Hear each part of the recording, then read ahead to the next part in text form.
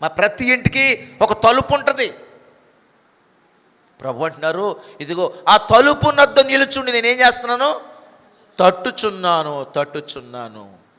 ఎవడైనను నా స్వరము విని, దానికి స్తోత్రం హల్లెలూయా. జక్కయ్యకి వినబడింది కదండి, జక్కయ్యకి వినబడింది. జక్కయ్య పిలవగానే సంతోషంతో దిగిపోయాడు. సంతోషంగా తన ఇంటికి యేసు ప్రభువుని తీసుకెళ్ళిపోయాడు. జక్కయ్య రక్షణ వచ్చింది, ఆ ఇంటి వారందరికీ రక్షణ వచ్చింది. ఈ రాత్రి మన కుటుంబాలకు కూడా ఏమవ్వాలంటే రక్షించబడాలండి. ఎవడైనను నా స్వరం విని తలుపు తీసిన ఎడల అతనితో నేను, నాతో అతను కలిసి ఏం చేస్తాము, భోజనము. అబ్బా, దేవునితో కలిసి భోజనం చేసే ఆ ధన్యత దేవుడు నీకు నాకు ఇస్తా ఉన్నాడు. మన కుటుంబాలన్నీ ఏమవ్వాలంటే రక్షణలోకి రావాలి. కనుక మన కుటుంబాలు ఇంకా ఎవరైతే మారు మనసు పొందకుండా, యేసు ప్రభుకి హృదయం ఇవ్వకుండా, యేసు ప్రభుని హృదయంలోకి చేర్చుకోకుండా ఉంటున్నారో వారందరి కోసము నీవు నేను మనమంతా ఏం చేయాలంటే ప్రార్థన చేయాలి.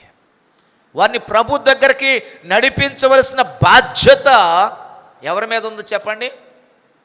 మన మీదే ఉంది. మనము వెలిగించబడ్డాం, మనము రక్షించబడ్డాం. వెలిగించబడిన నీవు, రక్షించబడిన నీవు నీ భర్తని వెలిగించాలి, నీ భర్తను రక్షించాలి, నీ పిల్లల్ని వెలిగించాలి, నీ పిల్లల్ని రక్షించాలి. ఆ బాధ్యత ఎవరిదంటే నీ మీద నా మీద ఉంది. హల్లెలూయా. ఈ రాత్రి మనము మన కుటుంబం కోసం ఎంత ప్రార్థన చేస్తున్నాం, ఎన్ని ఉపవాసాలు ఉంటున్నాం. నీ భర్త మారాలని కనీసము నెలలో ఒక్కరోజైనా ఉపవాసం ఉంటున్నావా? నీ పిల్లలు మారాలని వారం కాదులే, నెలకి ఒక్కరోజైనా ఉపవాసం ఉండగలుగుతున్నామా?